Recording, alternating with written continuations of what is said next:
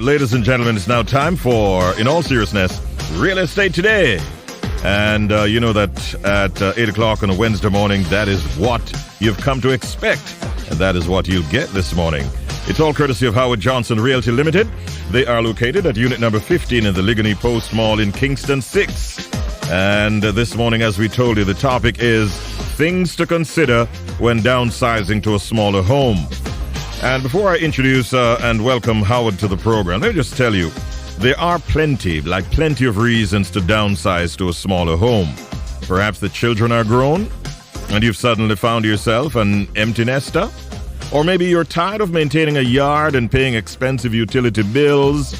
Whatever the reason for downsizing, we know that moving to a less spacious home comes with its share of benefits, but many would agree it also comes with a number of challenges. So we're joined at this time by Howard Johnson Jr., the CEO of our sponsors, Howard Johnson Realty Limited, who is on the telephone. Good morning, Howie. How are you doing today? Good morning, Richie. I'm not too bad enough. My producer outfitted me with a little makeup this morning. I don't know about yours. Oh, really? So, can you send her? Can we borrow her expertise? Yes, right. Okay, you're taking tails out of school or what? No, not at all. All right. Never. Good to have you, bro. All is well? Yeah, man. I'm recovering. I'm okay. I got a well-needed break. Yes. And I'm ready to go now to face the rest of the month. Yes, sir. All right. Hope it will go well. So, Yes, whereas Kamala Harris, the Vice President of the United States of America, is moving into bigger space or vice presidential residence, we're focusing this morning here on the opposite, when persons are trying to downsize to a smaller home. What would you say, Howie, are some of the benefits of downsizing to a smaller home? Well, as you mentioned in the intro, it includes increased cash flow, because if you're moving from a larger home to a smaller home, you quite likely will see some equity, and that will allow you to realize some goals that you may have. You have more time. The statistics show that we spend a lot of time cleaning and, fixing up our large homes on a daily basis, on a weekly basis. That time can be condensed if we have smaller places to reside in. Lower utility bills, that's a big one.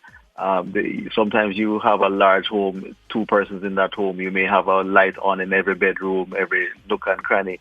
And that's an expensive utility bill on every month, water charges.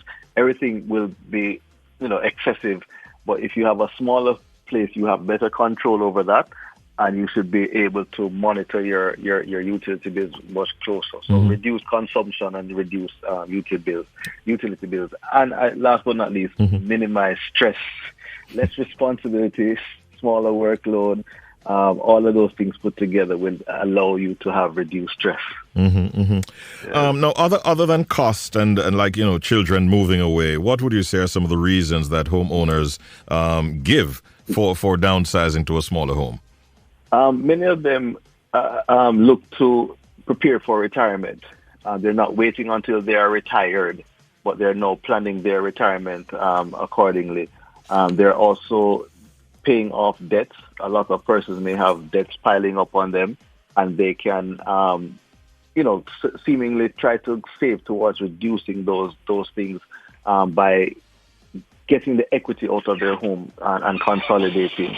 And sometimes persons look to buy a second property. They actually have their big home, and they say, you know what, I could do with a smaller home and a vacation home. I could buy something in St. Anne, in Westmoreland, somewhere along those lines, and they try to acquire that second home for vacation for the family, etc. And a simpler life, that's something that persons, they don't want the hassle of taking care of the big yard space and so forth. So they want just want to remove all the clutter and personal belongings and just have a simpler lifestyle.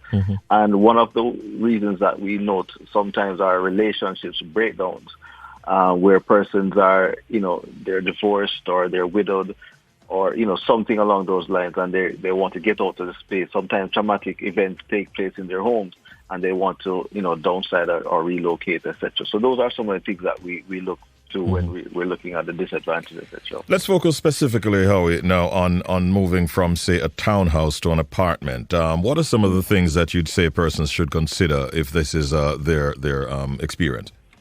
You have to be mindful that the transition from a townhouse. Well, let me firstly give you the background of a townhouse. You have your living room, quarters, your kitchen on one level, and then you may have a formal family room upstairs along with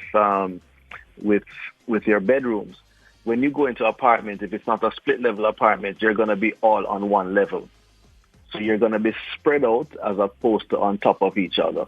So you're walking out of your bedrooms and quite likely easy access to your bathrooms, powder rooms, your kitchen, etc., laundry, because everything is on one level. So you have to consider the change of your mindset from, almost living in a house in a gated community kind of thing, as to know just one flat level for an apartment complex, everything on one space. So you have to be mindful of that. Mm-hmm.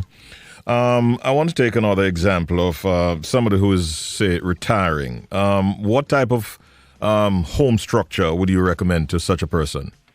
I recommend the apartment structure or a smaller home structure where everything, again, is on one level. If you're choosing an apartment, I would recommend that persons use one or occupy one on the ground floor, or ensure that the complex has elevators, because you're going to need to have easy access to the common area.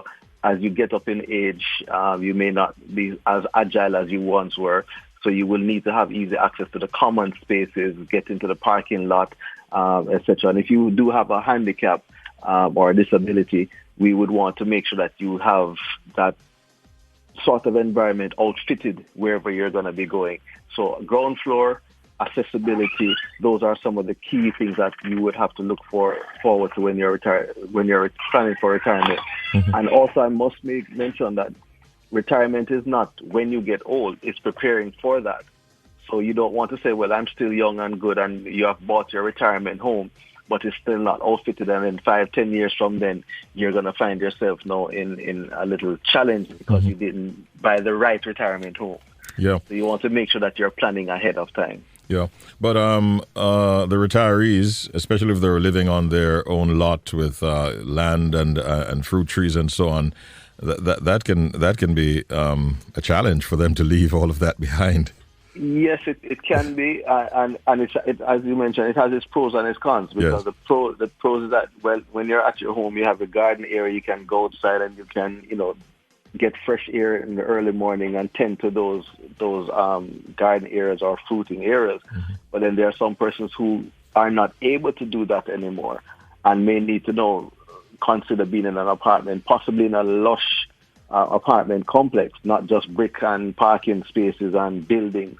You may want to get into an apartment complex that you can walk around to the garden area, the pool area, the playground, where they have, nice landscape areas. So you get that feeling of refreshment and, beauty, but you're not the one maintaining it and taking care of it. Okay. Right? You may have some that have fruit trees, etc. You can still get your mango, your sweet sop, your ackee, those things that may still be available in some apartment complexes. Yes. So you may want to look for some of those strategic places when making that decision for retirement. Okay. At this time, during the pandemic, anything in particular to consider if we're downsizing? One is downsizing? Timing. Timing is going to be very important. You don't want to do it prematurely, and you don't want to do it too late. And the timing is all depending on your goals, your aspirations, and the market condition. In many instances, the selling your home right now may not be the best thing to do unless you are in dire straits, but certainly holding it for a little while longer, another year or two when the pandemic blows over or the vaccine starts to work in our population, then you may consider selling at that time. But right now may not be the best time to downsize because you may not see the level of equity that you're envisioning when trying to do that transition. All right. Our tip of the day is next on the agenda. What's the tip today, Howie? Do you plan to retire and grow old in this smaller home? If so, make sure your new home is set to accommodate the needs of someone older. For instance, choosing an apartment building with an elevator or a one-story home is a smarter investment. Fantastic tip. Ladies and gentlemen, it's now time for the deal on the edge. Back to you, Howie. Yes, sir. This cozy and nicely renovated studio apartment is located in close proximity to several prime business districts, such as New Kingston, Ligonier, and Barbican. It is partially furnished with kitchen appliances and an air conditioning unit for added comfort and convenience. This unit is on the third floor with stairs access only. The rental price is inclusive of major utilities such as water, electricity, and gas, and there will be additional charges for the use of the air conditioning unit. But this unit is going for $80,000 per month. And we're asking you to contact Denise Tucker at 404-5842. That's Denise Tucker at 876-404-5842. Send her an email at Denise, DENESE, at hjrealtors.com.